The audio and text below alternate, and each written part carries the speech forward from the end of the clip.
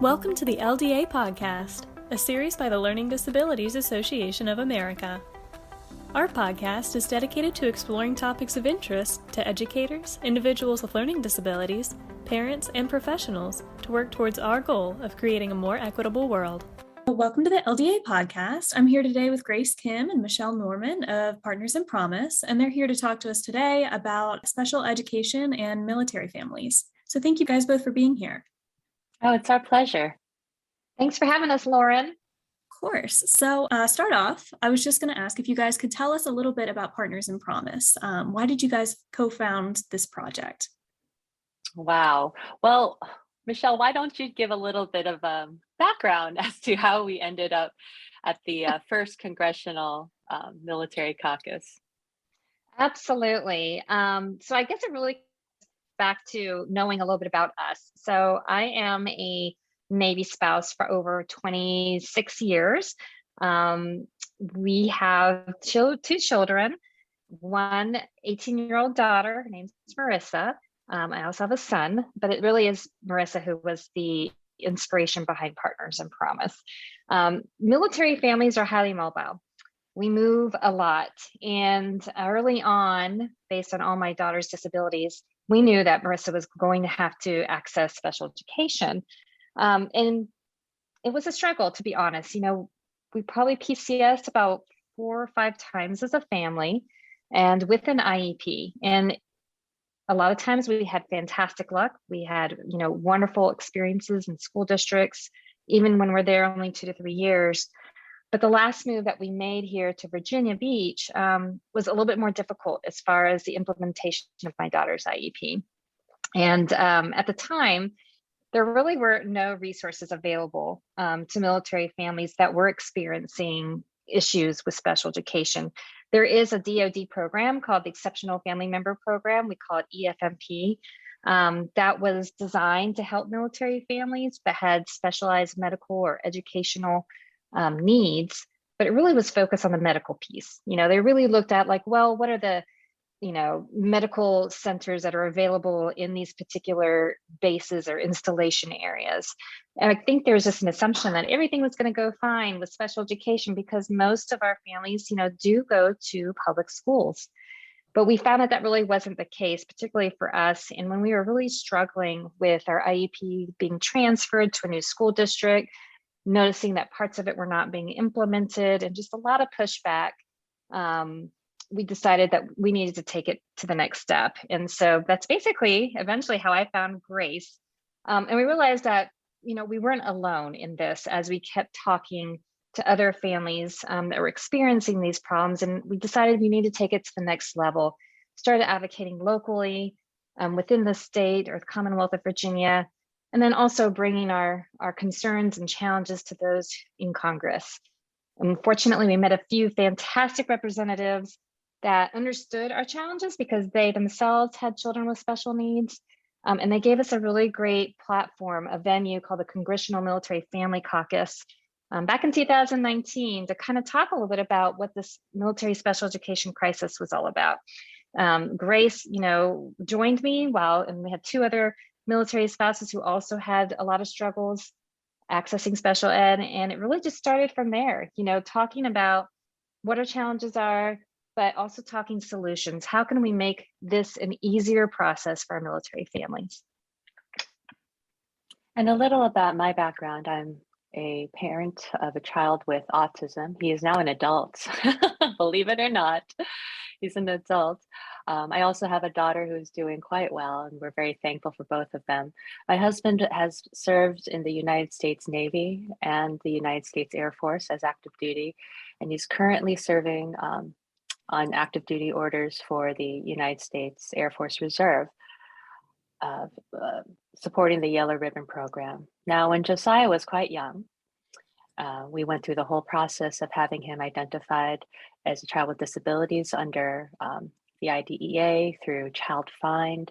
It was fairly quickly established that he would be requiring some services, almost, from birth, right? So we thought we had everything squared away. But then we found that when we were on a specific base, that they had taken away his services and had placed him instead in the ESL classroom, because Josiah is of Korean descent. As you can probably tell by my English, we speak English pretty well. He's not an immigrant. He was born in New York. But they still placed him in the ESL class rather than in the special education services that he was supposed to be receiving.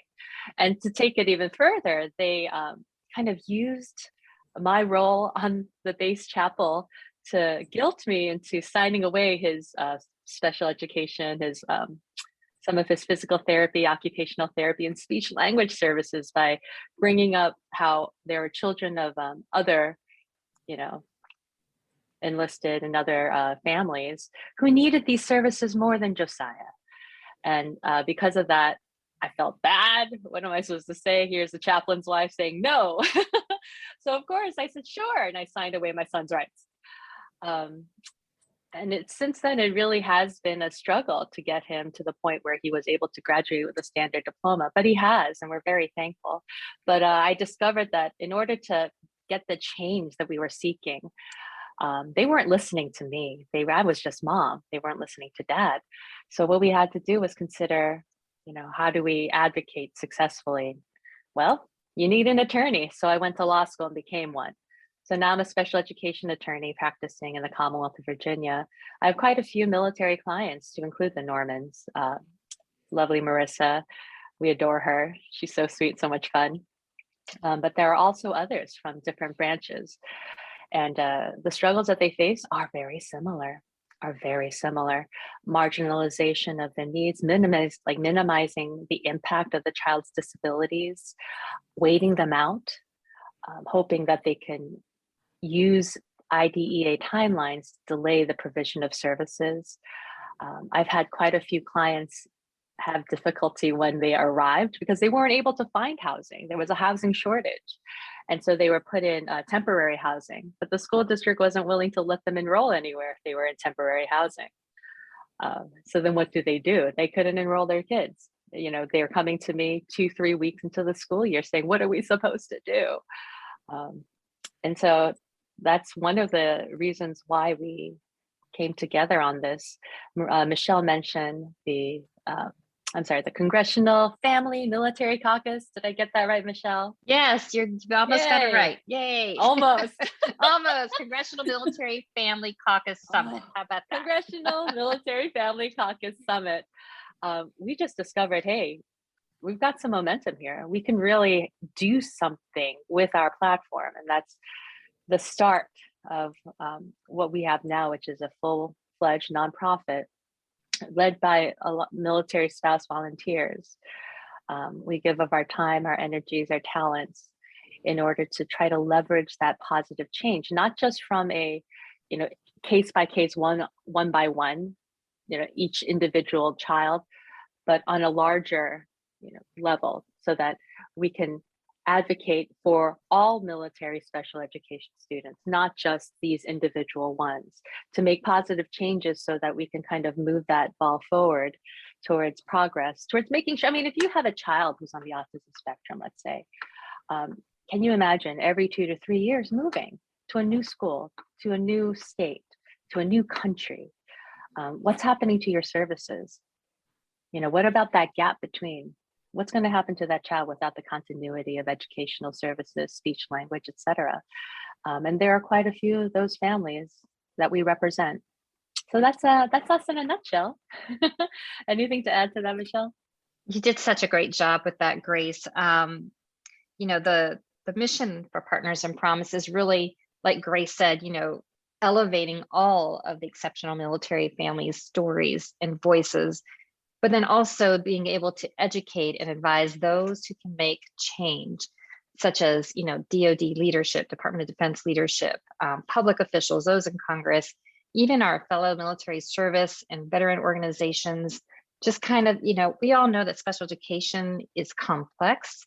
A lot of folks, kind of shy away from it because they don't understand the law. And so that's really where we come in, and we use, again, those stories, but we also use data. we noticed that we were underrepresented, undersurveyed. No one really knew about our population within the military community. And so we saw that there's a gap, and that's where we kind of filled it in. We have an annual military special education survey that we launched, and it has, grown by leaps and bounds from our very first survey that we did a few years ago, which was just a standardized grassroots Google's form survey, with, of course, leading questions and bias and all that great stuff. But it gave us good qualitative data that, yes, there are problems. And then our most recent survey that we launched last October with The Ohio State University went through the IRB process. It has given us amazing statistically significant data. And we're just noticing that there are true barriers for our families in accessing a free and appropriate public education.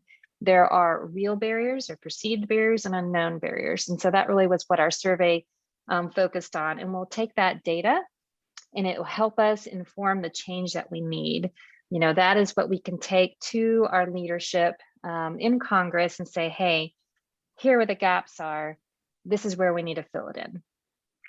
Absolutely. Well, and obviously it's very important work that you're working on. And I was just wondering, Michelle, if you could maybe go into the story with your daughter, what struggles she was facing as you were trying to navigate the special education system. Marissa, she is a fighter. She is 18 years old. She was born very early. She weighed 2 pounds, 3 ounces at 27 weeks. And so that in itself has been our journey as far as overcoming a lot of the medical challenges that she has faced. Within her first week of life, she suffered a grade 4 brain bleed on the left side of her brain, which resulted in cerebral palsy, more specifically right hemiplegia, and 20 other medical diagnoses to include ADHD, anxiety, auditory processing, hearing loss, many diagnoses. And learning disabilities. Yes. And to be honest, the first few years of her life, it really was just life or death scenario. She had a tracheostomy. And so the first year was basically trying to navigate getting her out of a hospital and how to, reconstruct her airway so that she could breathe on her own.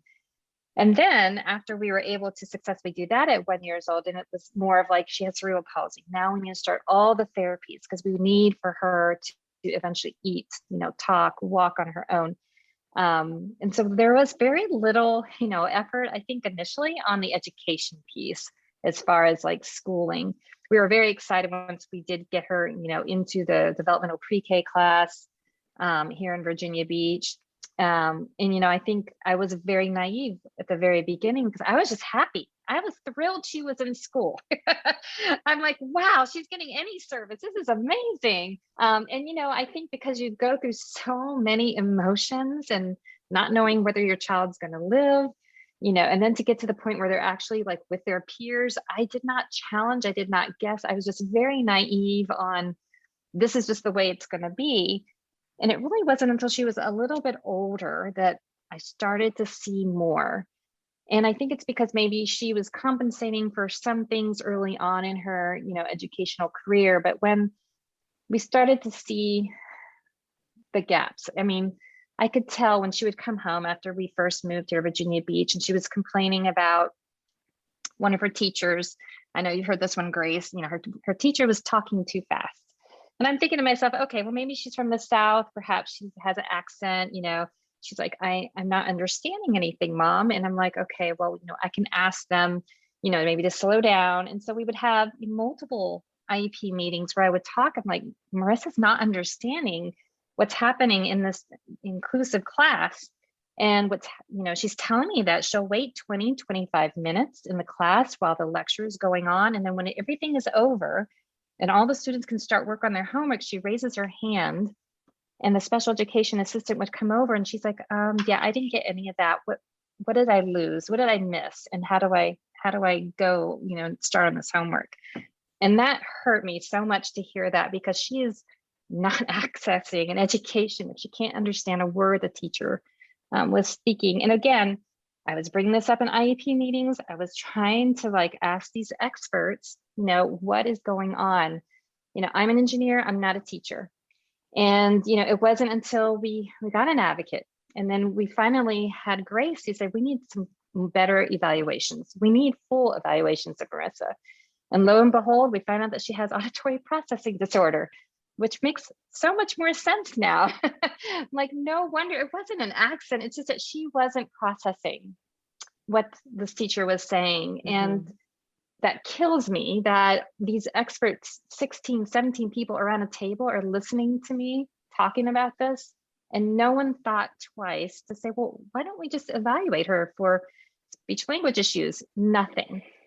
And if I could just quickly interject, one of the most shocking things that I found was on a recording, an individual who is quite high up in the administrative special education department for the school district stated, and I'll never forget it, why are we trying to get Marissa to do something she clearly is unable to do? So what she was saying was, it wasn't that Marissa had additional disabilities, learning disabilities. She was assuming that Marissa had some type of cognitive deficit, intellectual disability, something of that nature. And so what mom and dad were asking for was basically not something that Marissa could ever grasp. So why are you forcing her to do it? She'll never do it. I think just hearing that from someone who was in leadership was quite shocking.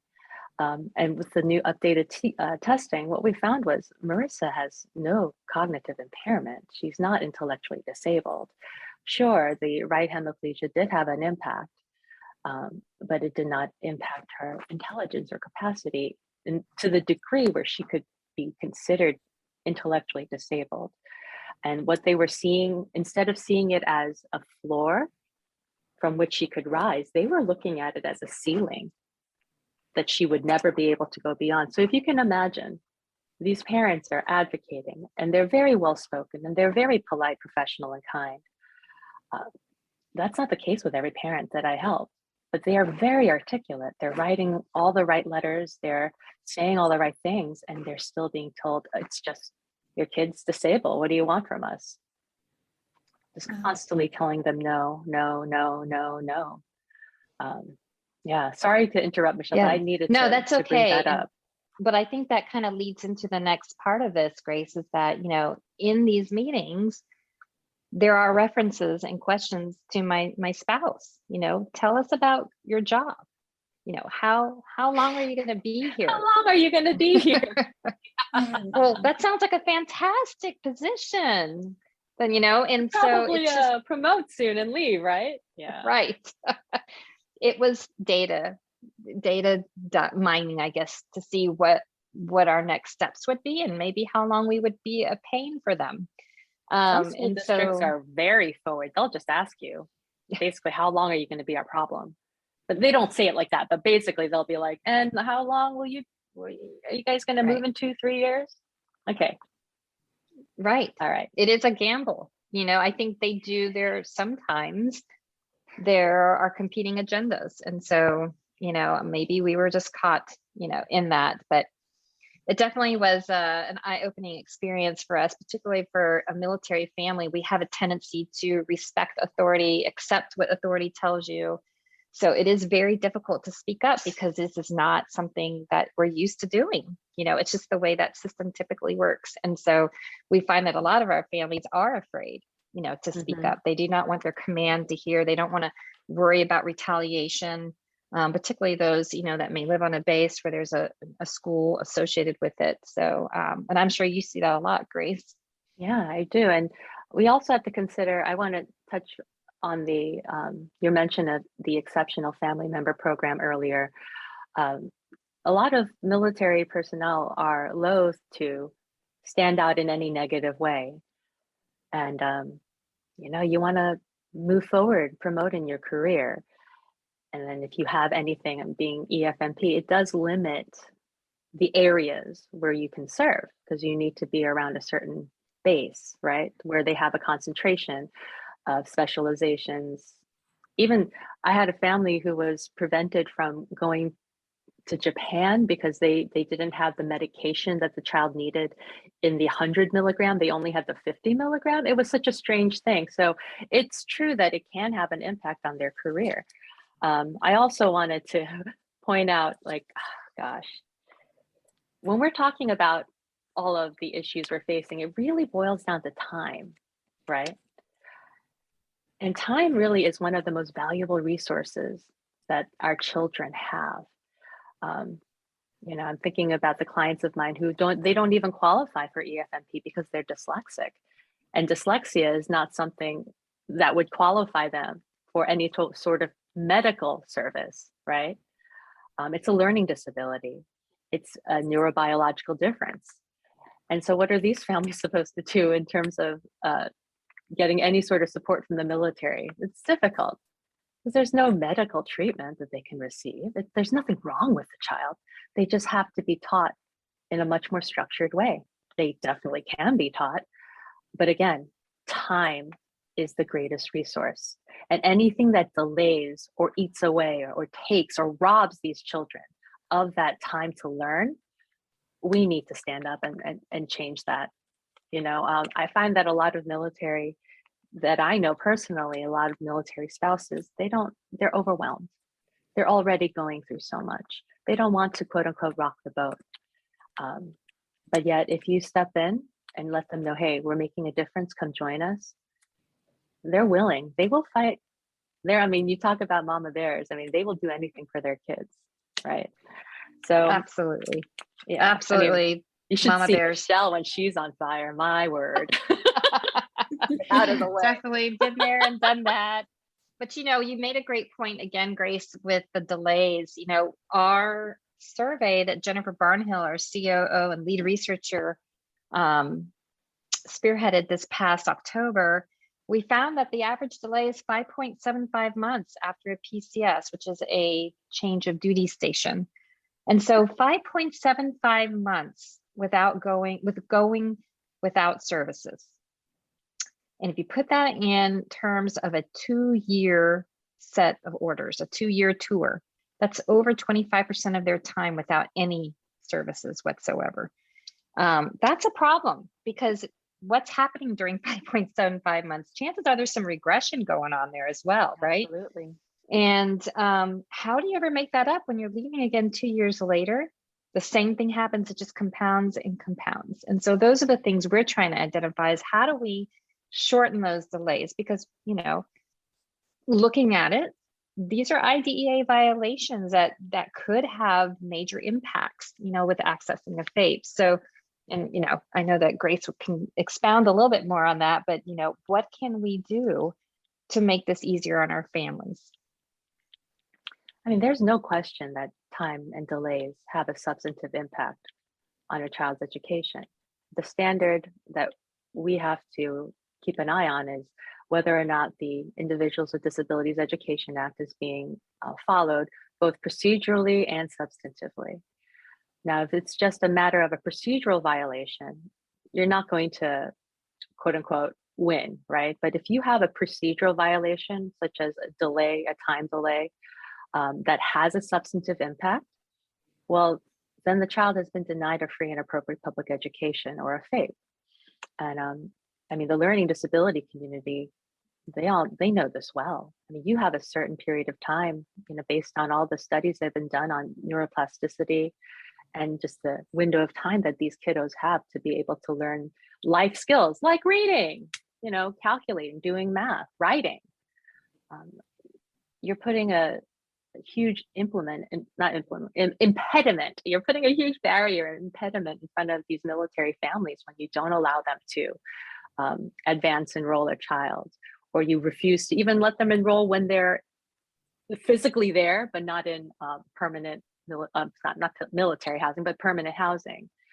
What else? I mean, the practice of demanding once a family comes in saying, we reject your IEP from this other school district, we don't do this is not how we do things here. Well, how do you do things? And all of a sudden you're going through a cycle of evaluations. And after the testing, they have 65 days and they milk that time. The school districts tend to really, and it might be because the school district is understaffed, they're going through whatever. The problem is none of this is an excuse for not providing the child a free and appropriate public education. So some of the changes that we are seeking, and Michelle can talk about these a little bit more in detail, are directly related to timeline violations, and not just timeline violations, but treating military special education children almost they're their own category. No one, if you look at the Every Student Succeeds Act, military children and homeless children are lumped together, but they're not the same. They don't have the same struggles or needs. And I think there needs to be an identification separately of the military special needs child, and that accordingly, certain things have to take place. For instance, the IEP that student transfers in with has to be honored, No saying this is not how we do this, and no taking away services saying we just don't have those here. You have to honor this IEP for at least, let's set a time period. You have to have it in place for at least 60 days, which some school districts will do. The problem is not all school districts are doing this. And a lot of school districts these days are waiting for parents to file due process cases to do anything. And that's another issue. Well, and I think, and those are just like you were touching upon, Grace, as far as, ESSA and IDEA. We've chatted with congressmen and women about, possibly amending, adding, reauthorization, any of those, type of changes that would help our military kiddos that have exceptional needs. And no one really wants to touch the laws right now. And so that really kind of limits us and what we can do and what we have any, say, particularly only through DoD, Department of Defense, because no one really is wanting to look at the big global change at this point. So that's kind of what we've been doing right now, is focusing on the local level, the state level, but then within Department of Defense, and how can we, have some reporting or any type of provisions within the National Defense Authorization Act, which is signed on an annual basis. It's our defense budget. And that's really what we've been trying to maneuver within these past few years. One of the things we've done is to, obviously, the first way it started is having a study on military children with special needs and looking at special education. And that was back in 2020. And then in the 2021 NDAA, we were able to get some provisions in there that would allow for special education attorneys to be available on installations. The wording is such where it could be a JAG who's trained for a few days in special education, or some service branches look at it as a civilian special education attorney. It hasn't been standardized across the service branches, but at least it's a resource that I didn't have when we were having problems. And so we feel like that's a big win for us. Although Grace will tell you that folks are coming to her asking questions about that's true. That's true. I have friends who are JAGs texting me what is this? What are they asking me to do? Isn't this what you do? And they're like, well, you're welcome. You're welcome. Yeah. They are also hiring the civilians that Michelle mentioned. One of them did did a consult with me to get advice about her case. She just wanted to, it was kind of a sanity check. I would have just done it. It was very interesting. It was set up as if it was a regular initial consultation with my office. So that's what I thought it was, but it turned out to be the lawyer just wanted to make sure she wasn't messing up, which was amazing. I was like, oh, okay, you're the one who was hired for this. Okay. So, great start. Let's get them trained. And it really is just a matter of reading the law. You just got to read it. You got to read it. You just got to read it. And have that experience too, I think is huge. Actually going through an eligibility process with a family, going through a due process hearing, those are things that you can read about, but you need to actually experience it as well. Have that practice underneath your belt. Some other things that we're looking at, Lauren, how to, there's some protections out there through the Military Interstate Children's Compact Commission. I know we call it MIC3, but it is a agreement that states have signed on to that will help military families as you move from one state to another. And within this agreement, there have been some protections through state legislators that help with advanced enrollment. Advanced enrollment is when you can be living in a different state and you can take your IEP and written orders and fax it, scan it, email it, whatever, to the next school district saying, hey, I'm coming in 4 months. Here's my child's plan. And we're going to start school on September 1st. So let's make sure all these services are available, all these supports on day one, so we can hit the ground running. And so we're hoping to see families use that more often and make sure that all the states can offer that, because right now we're noticing that only 16% of our families have ever used it. And then many of them who could have used it were told it wasn't an option. So there's a lot of messaging and awareness problems with that. And the other thing that we are kind of looking at is just making information accessible to our families. There's a lot of things they don't know. They don't know about their rights. They don't know about the compact. They don't know about these special ed attorneys that are available to them. How do we educate our families proactively? You know, how do we get the state laws to them? Because as you're moving, it is different state to state. It would be nice if there's a way through a central dashboard in a military one source or some type of, you know, very central website that families can access, so they can see how things look state to state, district to district. What are the performance indicators for math, English, science? What are the rates of graduation, you know, for a standard diploma, both the kids in general ed and those in special ed? So there's things that we're hoping to help our families with, because we know that when you are an informed family and you're knowledgeable, that you have better positive educational outcomes. And that's what we want for our kiddos. We don't want our kiddos to not be able to graduate. We want them to be able to be, you know, successful, independent contributors to society. That's really the point of all of this. You know, there's no reason why they shouldn't have the same opportunities as their civilian peers. Absolutely. Well, to sort of build off of that, how would you both recommend that military parents who might not necessarily know the laws in and out like Grace does, how would you recommend that they advocate for their child? Well, that's a great question. And what I was just thinking about as Michelle was speaking is how different the implementation of the IDEA is, even within states. But when you're moving from one state to another, the consent laws can be different. So the IDEA is it's a floor, right? And the states can add and give parents additional rights on top of that. The Commonwealth of Virginia requires a parental consent before any changes are implemented. Not all states do that. You cross the border into Maryland, and a lot of parents don't know that they don't have to agree. Their only recourse is to file due process. So then, of course, your stance and your strategy kind of have to change. This type of information needs to be available somehow to these families. And I feel like, you know, currently it's not all together in one place. There are these individuals on military bases. What are they called, Michelle, again? So it's many different ones. We have school liaison officers, which we school call liaison, SLOs.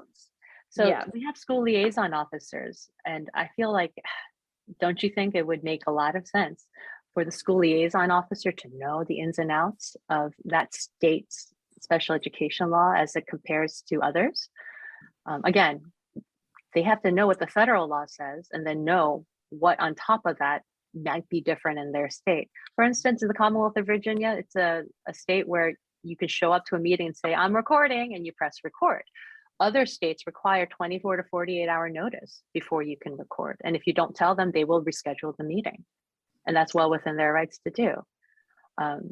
Little things like that make a big difference in how parents, military spouse, special education families, and school districts would approach an IEP meeting. I would say, you know, the more individuals approach and ask the school liaison officer, I think that if we all make a concerted effort to always go to that person, they would probably think, maybe we need to add this to the list of things that the SLOs are required to know. You know, that would be a very useful change. I mean, we would love to be able to put all of this, you know, out there, but again, it's so different from state to state to state. I could give you a general overview and we could stick that on the internet. I mean, frankly, Rights Law is a great resource for families, military or not. What's another great resource? The Organization for Autism Research has really focused on those military families of children who are on, children and adults, frankly, on the autism spectrum. They offer quite a bit of resources on their website.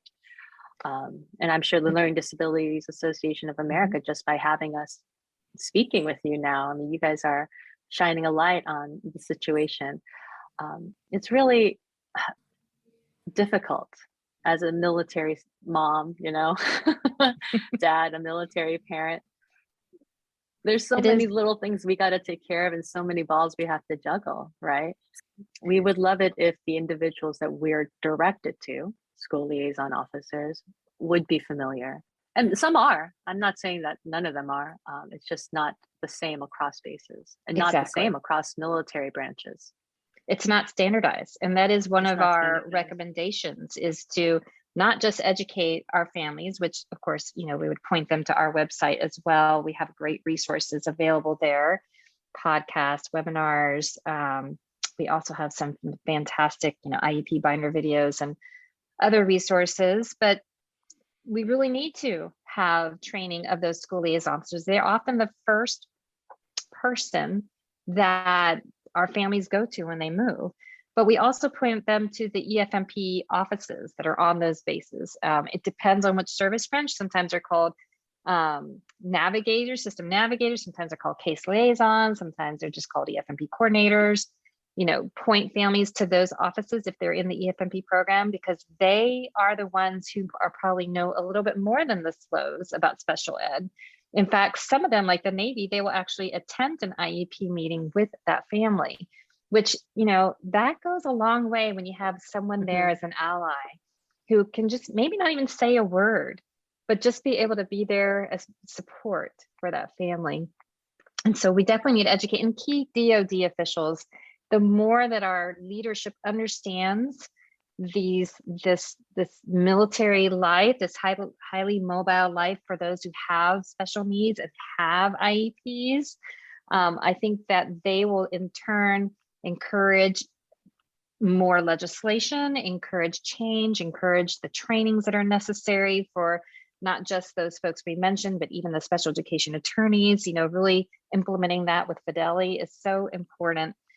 We need to get everybody out there and, you know, partner with us. You know, the other thing is sometimes DoD wants to do everything, but, you know, it's impossible. They can't do it all. So how do you leverage, you know, those public-private partnerships, you know, more memorandums of understandings with nonprofits to help fill in some of those gaps?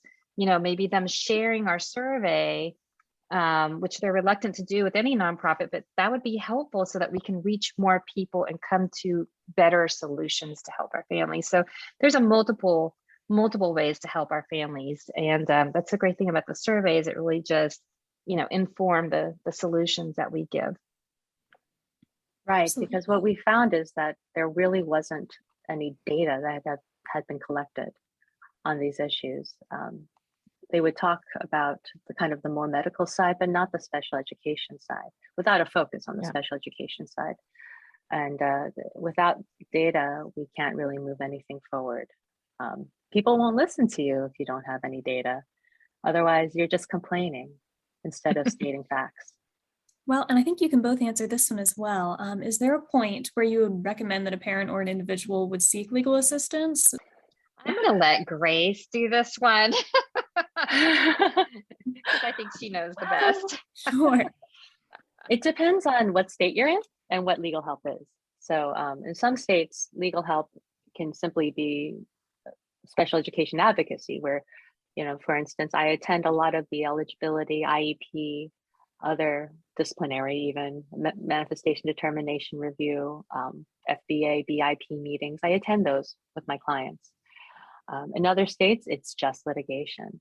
So depending on where you are and the state of special education, if you find that your child has not made progress towards their IEP goals or has regressed, that's proof that the IEP is not appropriate or that the IEP is not being implemented. It can also be that the IEP is inappropriate. So if you have a dispute between the school, it's almost like you're talking about two different kids, right? The school is reporting, no, your kid's fine. I have one case where the school is confident that the child is not autistic. And then you have the mom who's a psychologist and who's had her child tested at UVA. She's autistic, like they're fairly certain. I mean, she's not going to get it wrong, right? And UVA also is very sure she's autistic. So the school district and the parents are looking at the child, same kid, but they're seeing two different children. In situations like that, you may need legal assistance, because if you don't acknowledge an area of need, then you're not going to address said area of need through the individualized education program, IEP goals, accommodation services, and placement. If you don't acknowledge that the child has dyslexia, dysgraphia, dyscalculia, you're not going to address it. You're just going to say it's behavioral. And we hear that a lot, right? That's very typical, actually, for a lot of our kiddos in the learning disability category of the IDEA. So if it feels as if you're looking at a different kid, you might need to consider at least an advocate or an attorney. If it is clear that your son or daughter has not made any progress and has even regressed in their areas of need, absolutely, you need to consider.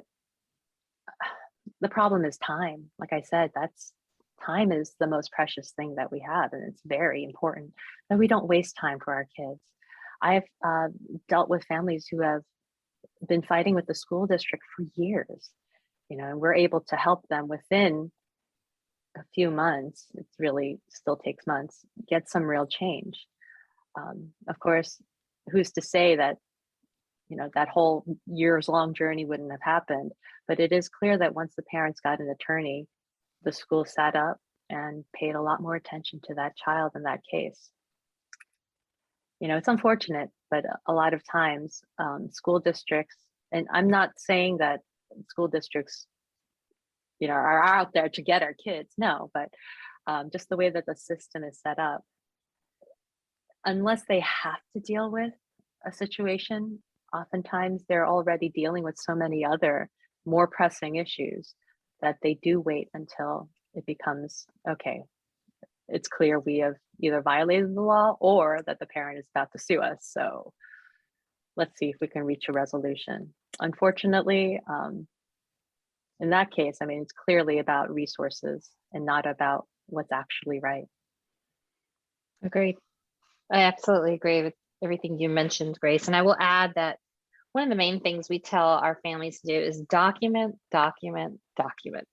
Because the more information you have about your child, their evaluations, how they performed on state benchmark testing, all those things are so important. And it takes the emotion out of what you're trying to advocate for, because you can always point back to the data and say, my child was here, now they're here.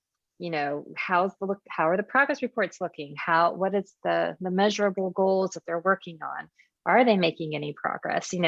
Keeping all the information well organized is so important. Where that really came in handy was during COVID, and there were multiple months there where people were not receiving any special education service and support. And it's not saying that, hey, you missed, X amount of hours 3 times a week of speech, then we know that it's not necessarily a 1-for-1 and getting compensatory services, but it's a start when you keep good data to show that this is where my child was here, and now at this date they're here, they didn't receive services, I'm seeing regression on XYZ. So again, being organized, and I know that's difficult because we move a lot, having a good IEP binder, scanning everything that you can, and reaching out to those in the EFMP offices to assist. We don't want people to have to go to that next level, but if anyone watched our webinar last Friday that we did with Easter Seals, Katie Neese was on. She's the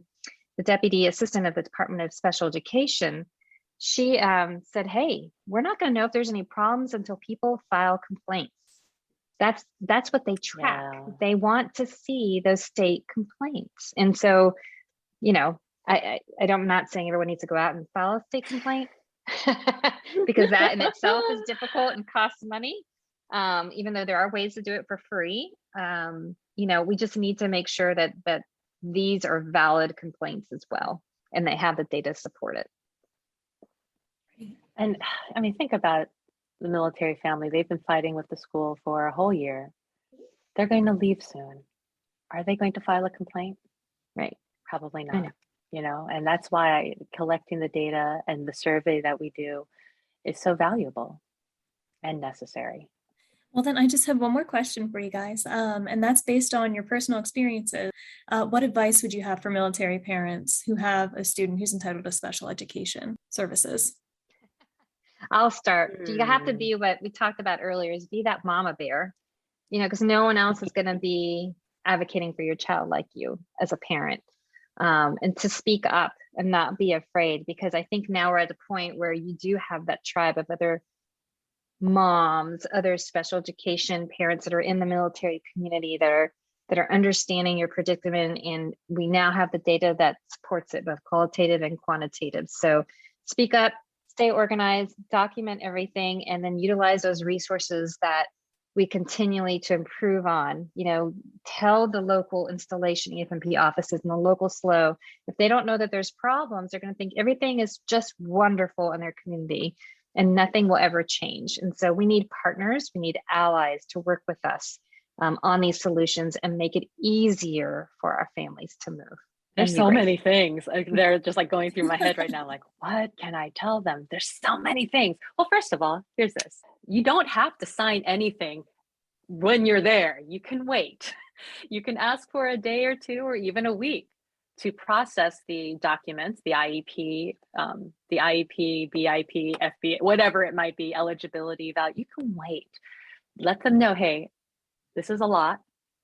I'm in a room with a bunch of people telling me who my child is and what they're not good at, right? It's tough. It's a very difficult position for parents to be in. I've cried at meetings myself when they were telling me things like, your son was never going to be able to write.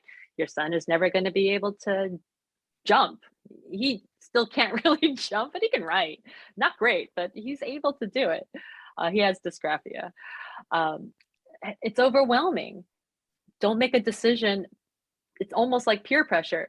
Don't sign anything. You don't have to. Okay, take your time, review it with someone you trust, review it with anyone you know who might be in education.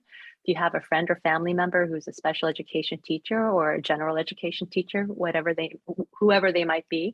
If there is a pediatrician who knows your child really well, psychologist who's tested them, send their evaluations out to them and have them take a look and let you know whether or not they agree with the results of the school district testing or whether they agree with the IEP. So don't feel pressure. Don't, just take your time. You are the number one member of the IEP team. You are the first person the law mentions as a required member of that team. Don't let them tell you what to do. You take your time. I also would recommend that to the greatest extent possible, always try to be, be firm, be kind, but make sure you're right. Meaning, don't let your emotions take over. If you feel like you need support and you need help in these IEP meetings, I mean, having lived on a military base, all my neighbors would have come with me to an IEP meeting, and the law does say you can bring whomever you wish. I could have brought all 10 of my Hercules Drive neighbors. They would have come with me. They were all very, invested in, we're all invested in each other's children and families because, we're in the same boat. We understand the challenges of military life and what our kids, what we're trying to protect them from and what we're trying to give them, right? Oh gosh, so many things. Record IEP meetings. If you need to give advance notice, check to see if the state requires 24, 48-hour notice. Get a personal recording device, not a phone, not an iPhone, not a Galaxy Note, whatever. Make sure you bring a recording device, okay? Because the moment a phone call comes in, your phone will stop recording because of the laws. I Michelle, love that, can you think Grace. of anything else? I love everything that you're chatting about, but I think the overwhelming one for me is, don't sign anything. There's so much information that's thrown at you, especially when you first move and you have that first IEP meeting. And that's where a lot of people don't realize that the changes are happening. So I think what you said, as far as like, go home, wait for that prior written notice to come, so we know exactly what happened and what's being, proposed. Because sometimes it's coming at you. What you just reminded me of, Michelle, is how going from Fairfax County to Virginia Beach, they took Marissa's occupational therapy and physical therapy service hours, direct services, and changed them all to consult only. Telling you that this is just how we do it. No. So parents, please recognize that there is a difference between a direct and an indirect service. There's a difference between consult and direct. There's a difference between one-on-one and group. Just understand what's happening when you're transitioning into that new school district and they tell you this is just how we do it. No. What the IEP is meant to do is address your child's needs, not bow to what that school wants to do out of administrative convenience.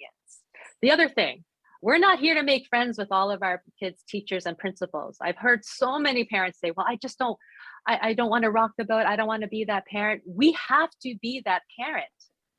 We have to go in the meeting, be kind, be courteous, be clear that you may not be signing anything right now because you need to take it home and review it before, so that you understand everything that's going to be discussed. But you're not there to be their friend. We are there to make sure, bottom line, that all of our child's identified needs according to their disabilities are being adequately addressed through IEP goals, accommodations, and services and placement, bottom line. Okay. And don't forget those secondary transition.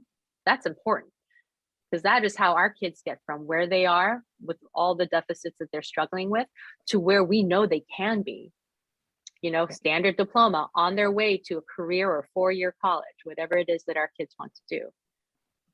Absolutely. It's a business meeting. It is not, that's what it has to be treated like.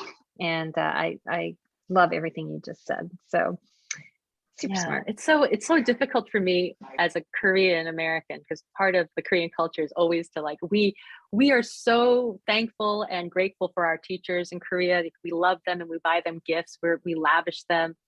So I get that urge, but at the same time, if we're leaving in 2 years, I may never see you again. I'm here for my kid. And if we delay this any longer, cumulatively, he's going to miss out on years of education. So really put into context any sort of relationship that you are worried about, whether it's with the principal or the child's teacher, et cetera. There are also avenues if you feel like your child is being retaliated against. The Office of Civil Rights, you can go on their website and file a complaint.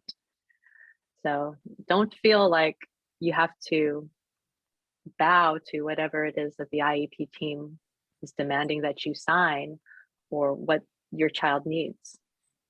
Take your time. You're not there to be anybody's friend. You're there for your child, period. We do have the top tips on our website, and folks can go over there and see what we recommend for folks before an IEP meeting. So www.thepromiseact.org. That's great. Well, we'll include a link to that in our show notes. And just before we wrap up, I know you mentioned your website. Is there anywhere else that people can find updates about things that you're doing through social media?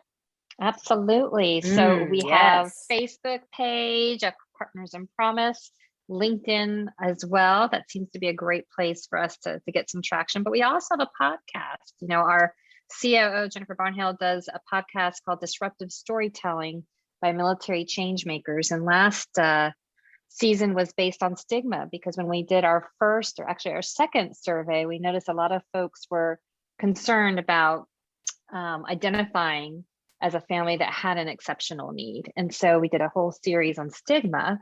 And then this new season is based on data and how data is being used within our military community and the changes that we're seeing. So that's another great place that can be found on podcast and anywhere that you can listen to the podcast. They're there. It's Disruptive Storytelling by Military Changemakers. We do also have a newsletter So if you go to our website and get in touch, there's a way to subscribe to our newsletter that comes out on a weekly basis, and we can kind of stay informed of all the news, all of the places we've been that previous week, and it's a great way to feel connected within our community. Mm-hmm. Well, thank you again, Grace and Michelle, for talking with us. We had a great conversation today. Thank you so You much, are Lauren. most welcome. Yeah, thanks for having us.